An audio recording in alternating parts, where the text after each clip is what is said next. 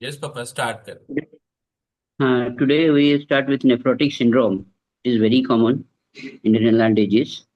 So the clinical features of nephrotic syndrome: massive edema, massive selective proteinuria, more than 2 gram per day, hypoalbuminemia, less than 2.5 gram per deciliter, hyperlipidemia, more than 200 milligram percent, lipiduria, that is lipid cust, and hypercoagulability. These are the clinical features of nephrotic syndrome.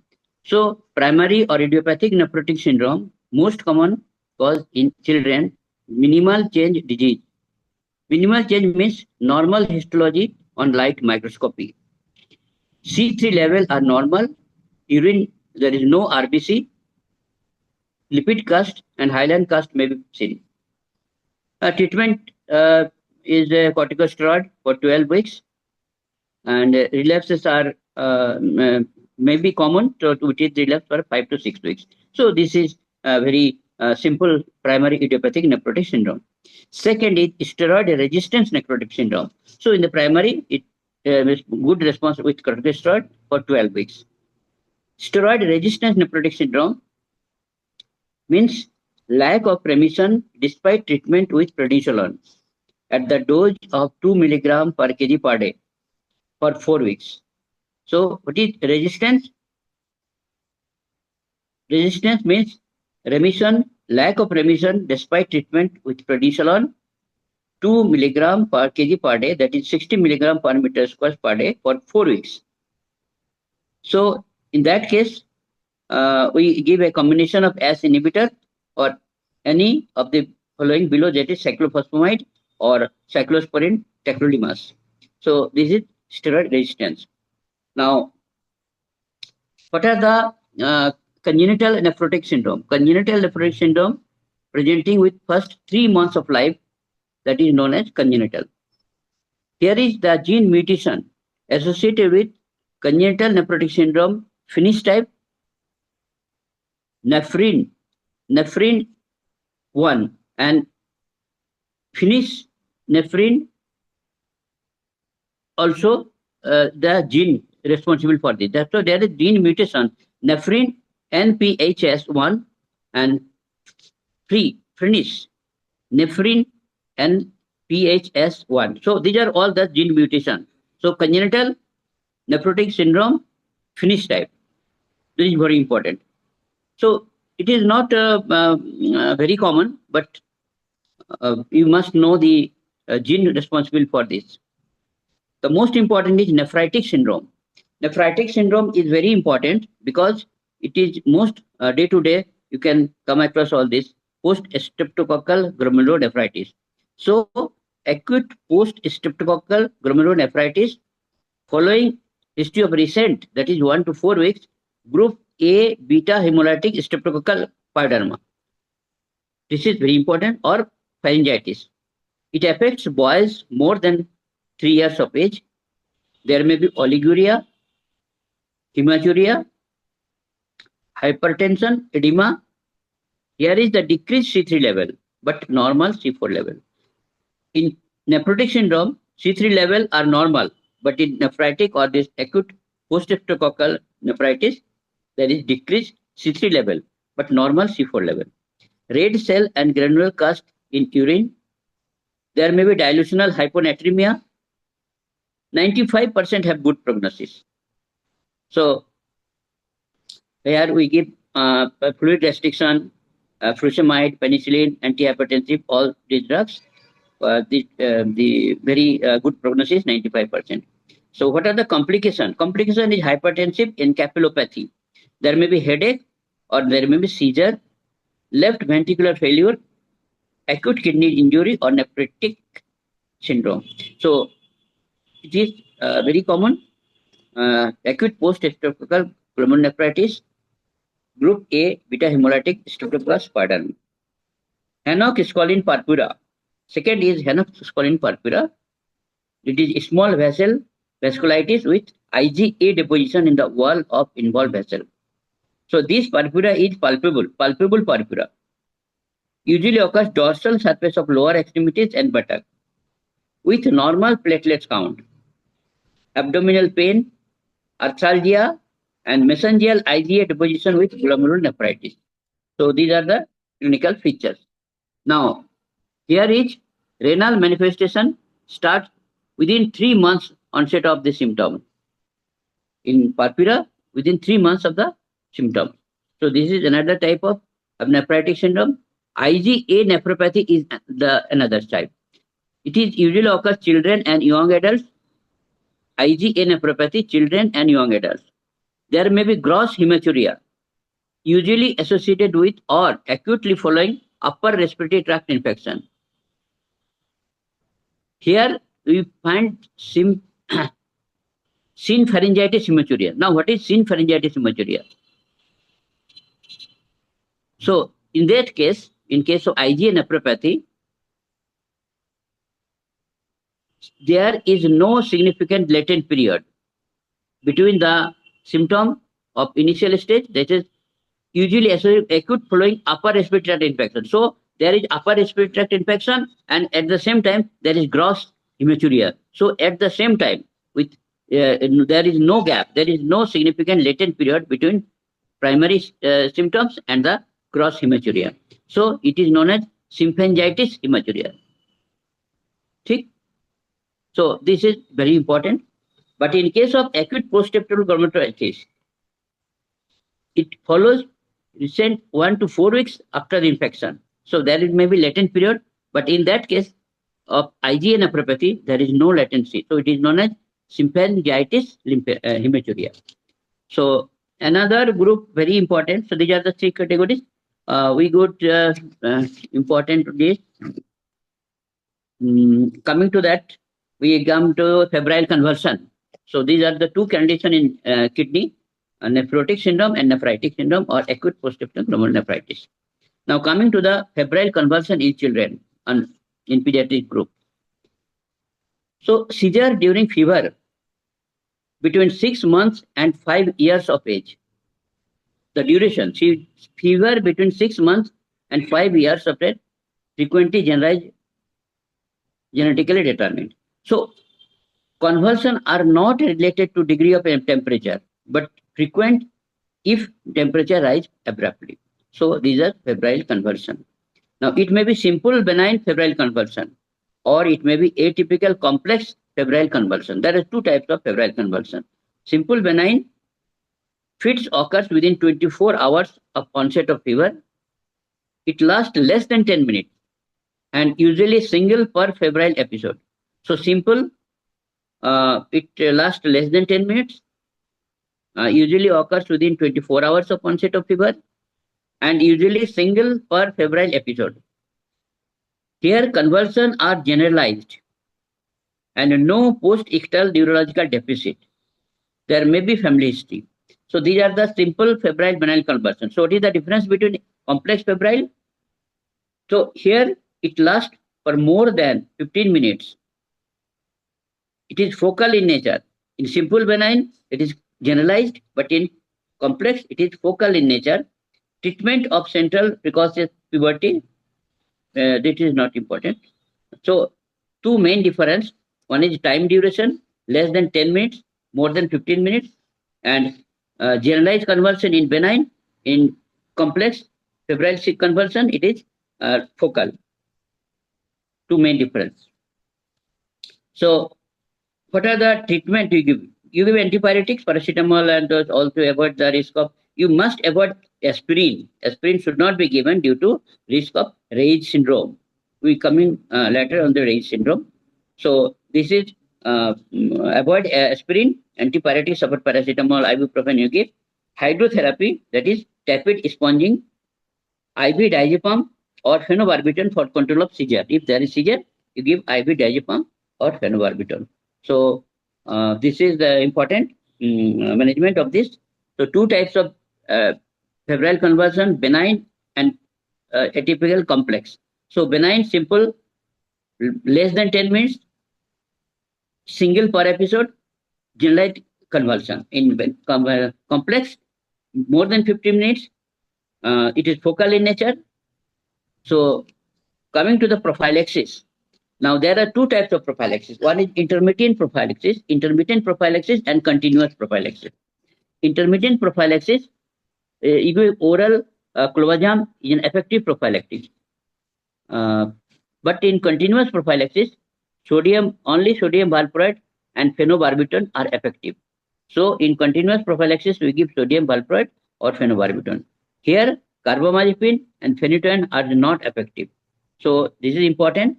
We should not give carbamazepine or phenytoin. We give just sodium valproate or phenobar. And this oral clobazamine for intermittent febrile conversion. Now, what are the risks of occurrence or recurrence of febrile conversion? This is important. Risk. What are the risks? There may be family history of febrile conversion. First seizure before 1 year age. It is brief duration, less than 1 hour, between onset of recognized fever and seizure. One thing is very important, that low temperature. The lower the fever at onset of seizure, the higher the risk of recurrence. Low temperature, lower the fever at onset of seizure, the higher the risk of occurrence. And initial temperature more than 40 degree is associated with decreased risk of recurrence. So there is paradoxical this relationship or reciprocal relationship between low temperature and high temperature. Low temperature, there is more chance of recurrence, and high temperature, decreased risk of recurrence. So this is important. Now, next topic we come cerebral palsy. Cerebral palsy is very important. We can see a lot of condition in deformity center. They gave the certificate of cerebral palsy. Baby comes with different types of paraplegia, mental retardation. So it is a non-specific term. What is cerebral palsy? Non-specific term used to describe a chronic static impairment of muscle tone, strength, and coordination or movement. So static, it is not progressive, it is static. So this term implies non-progressive and originated from some type of cerebral insult or injuries before birth, during delivery, or in the perinatal period.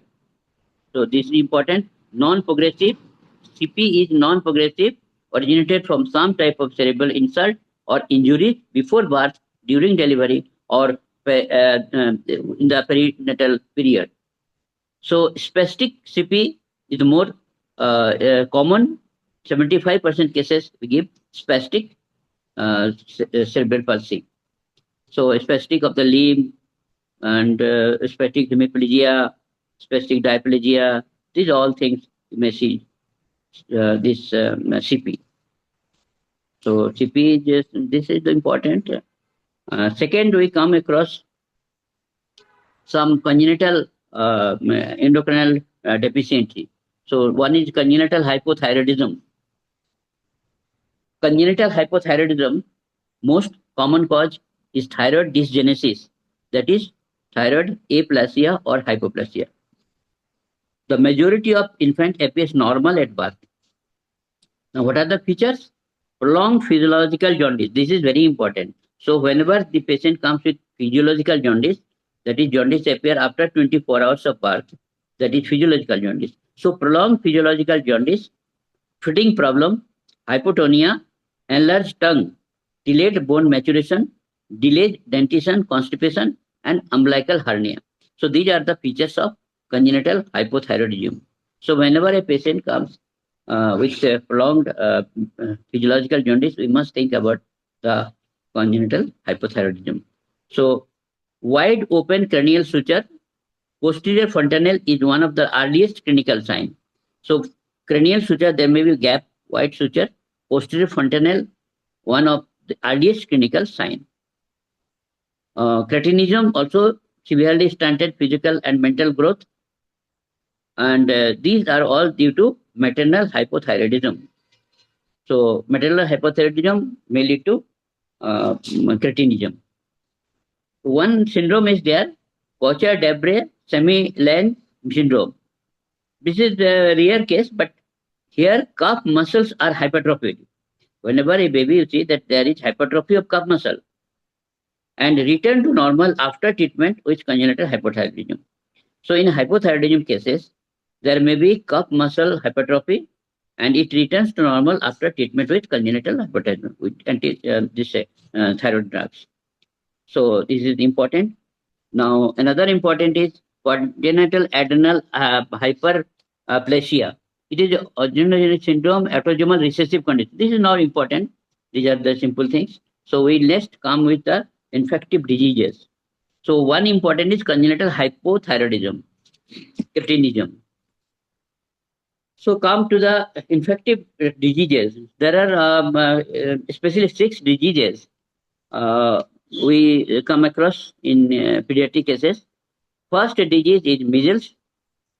Second disease scarlet fever. Third disease rubella or German measles. Fourth disease Duke's disease or scarlet-tiform. Fifth disease erythema infantiorum, and sixth disease exanthema subtilis, rosea infantum. So these are not important, but first disease, that is measles, scarlet fever, rubella, this is important. So come with measles, that is very important in childhood.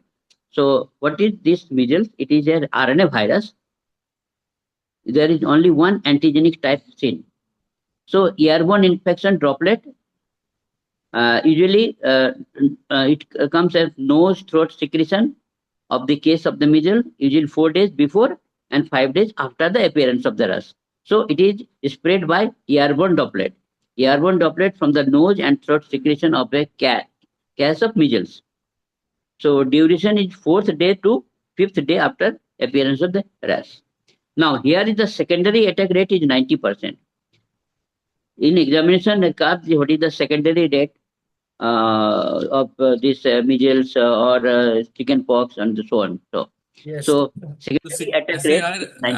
The secondary attack rate not only in a only PSM topic, but overall, like it's always asked, even the formula also, as a calculation, and Yes. it's very, very important.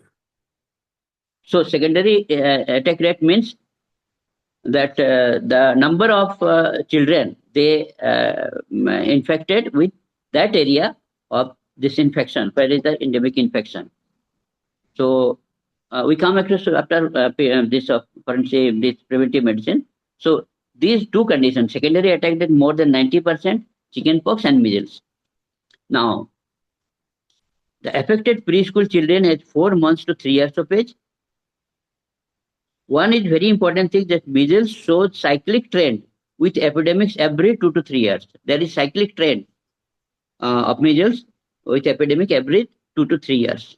Now, one attack measles generally give lifelong immunity, and we give also vitamin A deficiency patient, the most mortality is 400 times higher in the malnourished children.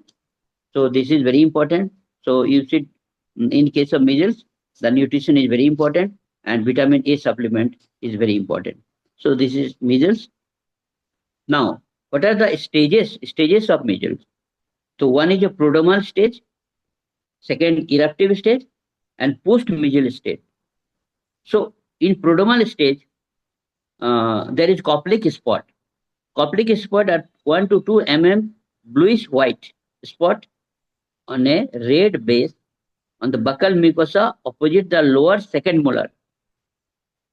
Lower second molar is the pathognomonic of the measles. So coplic spot, bluish white spot on a red base on the buccal mucosa opposite the lower second molar piece. This is coplic spot. Now, eruptive stage, the lesion that begins behind the ear first and become confluent, the rash is spread from hairline downward, sparing palm and sole. So palm and sole is not affected by measles eruptive. So usually it lasts for 10 days. As the rash is diminished, so there is decrease in temperature. So one is prodromal, eruptive, and post-measles. There is weight loss, susceptibility to infection, diarrhea, there may be mouth ulcer, or there may be vitamin A deficiency, keratomalacia, though all are these things. So this is two most important, coplic spot and rashes, spear, palm and sole. Now, what are the complications? So the first complication may be Otitis media, most common in children. Otitis media, bronchopneumonia, that is giant cell pneumonia, and most common cause of death is pneumonia in measles. Neurological, most serious, there may be febrile fit, meningitis, or encephalitis. Encephalitis, subacute sclerosing panencephalitis, SSPE. SSPE is very important, but it occurs 1 to 3 years later and very rare. Subacute sclerosing panencephalitis, SSPE. This is a complication of measles. So it is not acute, it is late complication. So these are the things of measles. Now, how you diagnose? The measles diagnosed by IgM antibody. It is known as Warthin-Finkeldy cells or multinucleated giant cell with inclusion bodies in the nucleus and cytoplasm. So this is the pathognomonic of measles. So IgM antibody, Warthin-Finkeldy cells are multicellular or multinucleated giant cell with inclusion bodies both in nucleus and cytoplasm found in the lymphoid tissue. So it is pathognomonic of measles. So giant cell, multinucleated, nucleus both in cytoplasm, inclusion bodies in the lymphoid system. So this is known as Warthin-Finkeldy, Finkeldy, Finkeldy cell, Warthin-Finkeldy cell. So you can isolate the patient and treat with secondary bacterial infection, vitamin A supplementation, it will improve. So next is chickenpox, that is varicella. Now varicella is very important because smallpox already eradicated globally eradicated. So varicella is caused by varicella zoster virus. It is also known as alpha herpes virus 3. Now source of infection also spread by respiratory droplet and the vesicular fluid during first 3 days of illness. Scabs are not infective. The period of infectivity 1 to 2 days before the rash and 4 to 10 days after the rash. Here also secondary attack rate 90% and one attack usually give lifelong immunity. So presentation is that pre-eruptive is also an eruptive. Pre-eruptive phase there is fever, malaise, shivering and back pain. In the eruptive phase, rash comes on the day of the fever start. The rash is centripetal in distribution, symmetrical, superficial. It first appears on trunk, mucosa is also involved, but palms and sole are spared here also. So here is the pleomorphic pruritic rash. This is important, pleomorphic pruritic rash. So rash advances through different stages like macule, papule, vesicle, pustule and scab. So these are the stages. So pleomorphic pruritic rash. Macule, papule, vesicle, pustule and scab. So vesicles are unilocular, dewdrop on rose petal appearance. So these are the features. Now what are the complications? The secondary bacterial infection is most common. Varicella pneumonia, acute cerebellar ataxia or purpura fulminans, arthritis and Ray's syndrome. This is important. And if you give this aspirin on these cases, there may be more chance of giving Ray's syndrome, thrombocytopenia. Now, reactivation from dorsal root ganglion leads to herpes zoster. So, herpes zoster is another complication of this chickenpox. So, there is a reactivation from the dorsal root ganglion. Now, how you diagnose? Rapid method, confirmatory. So, you can just look the vesicles and you can see. So, it is centripetal distribution. Aspirin should not be used. Risk of development of Ray's syndrome and prevention by live attenuated chickenpox vaccine. So we come that after that we come this herpes zoster. So this is also an important topic. Now sen is rubella. Next is rubella.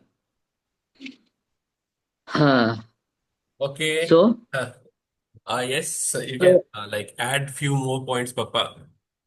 Yes.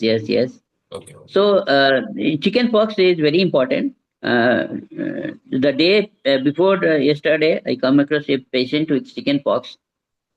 There is a classical rash in the face, trunk, and also patient has fever, malaise, and slight nauseating tendency. His parents worried about this chickenpox because school going is prevented by this pitch chickenpox. So I told him that you just isolate the patient and you give antiviral agent, anti-inflammatory, and keep the baby in cool, damp room, and you avoid this uh, hot, humid climate because there is more chance of pruritus.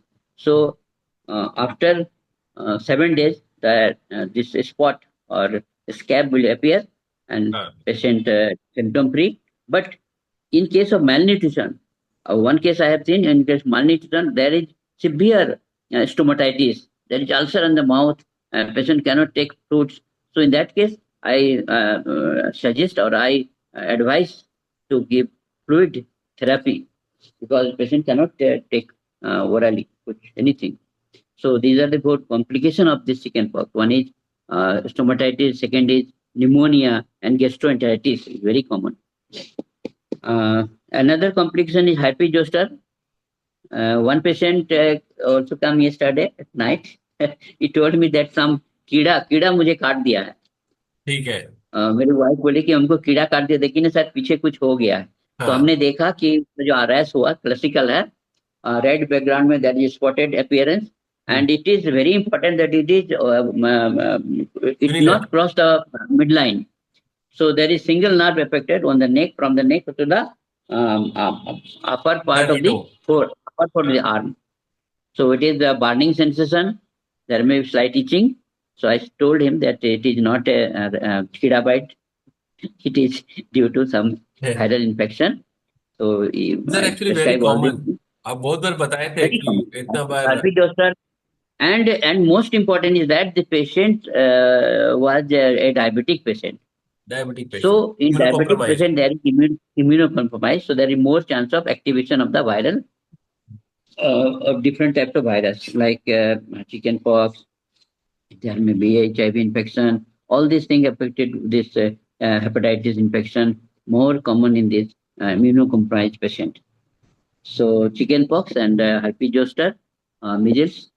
So I think I'll just I'll leave the next. Okay. Okay, bro. So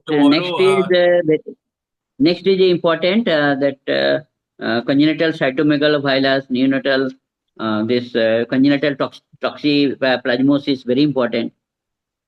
So we'll discuss later. And most important is some renal tumors, Wilms tumor, neuroblastoma, congenital syphilis, and this. Next, we come to the breastfeeding child and malnutrition. Finally, malnutrition is also very important. Okay. Okay. Okay. So we'll meet again tomorrow. Okay.